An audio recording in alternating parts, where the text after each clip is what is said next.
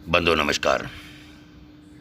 नई नई जानकारियों के तहत आज हम आपको सावा सावा इम्यूनिटी सिस्टम को फौलाद सरीखा मजबूत बना देता है, उसके बारे में आपको विशेष जानकारी दे रहे हैं। जी हाँ, साभार लव कुश कुमार। आवाज़ एक पहल के तहत आप में से बहुत कम लोगों ने सावा के बारे में सुना होगा। खाना तो और भी दूर की बात रही होगी। ये भारत में एक उत्पादित मोटा अनाज है जिसे हम दशकों पहले भूल चुके हैं। महज 60 पहले तक हम भारतीय मुख्य रूप से मोटे अनाजों को खाने वाले लोग थे।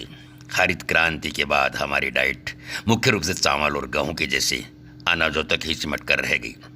पिछले 60 सालों में खेती में हुए परिवर्तन से हम बड़े गुमान के साथ इस बात को स्वीकार करते हैं कि आज हर भारतीय की थाली में खाने के लिए अनाज है।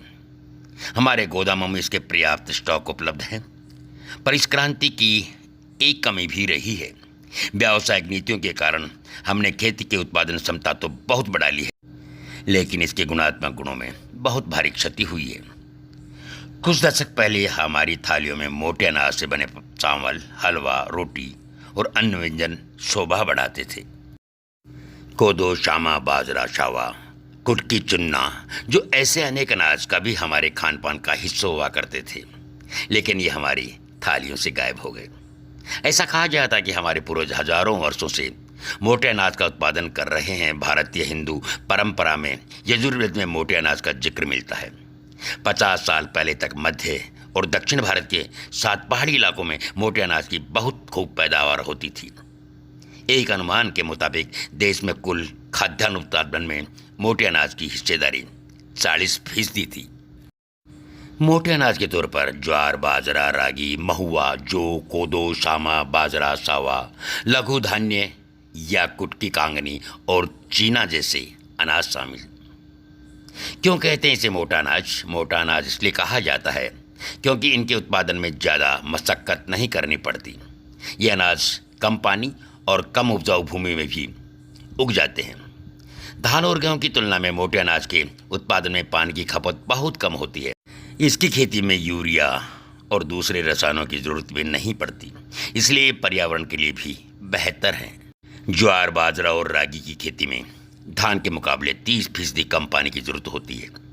1 किलो धान के उत्पादन में करीब 4000 लीटर पानी की खपत होती है, जबकि मोटे अनाजों के उत्पादन में नाम मात्र के पानी की खपत होती है। मोटे अनाज खराब मिट्टी में भी उग जाते हैं। ये अनाज जल्दी खराब भी नहीं होते। 10 से 12 साल बाद ही ये खाने लायक होते हैं। मोटे अनाज बारिश, जलवायु परिवर्तन को भी सह जाते हैं। ये ज़्यादा या कम बारिश में भी प्रभावित नहीं होती।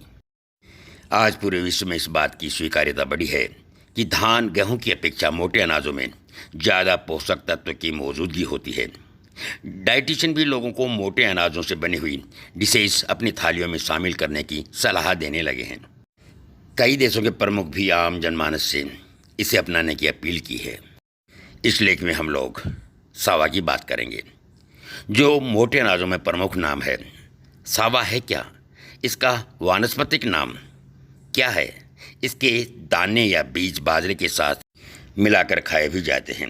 भारत, पाकिस्तान, बांग्लादेश ये खूब पैदा होती है। अनुपजाऊ भूमि पर भी इसकी खेती की जा सकती है, जहां धान की फसल नहीं होती। सावा घास।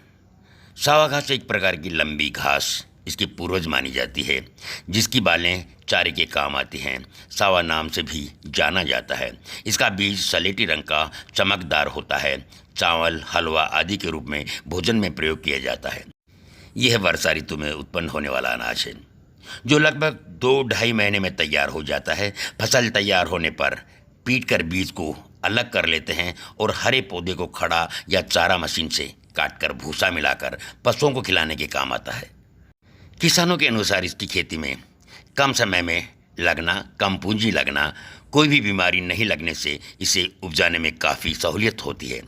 सावा की खेती इस मायने में भी महत्वपूर्ण है कि बाजार में भी अच्छी कीमत मिल जाती है। बाजार में सावा का चावल 100 रुपये से लेकर के 120 रुपये तक मिलता है।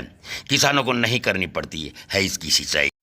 किसानों का कहना है कि धान की खेती की अपेक्षा इस खेती में पूंजी कम लग रही है।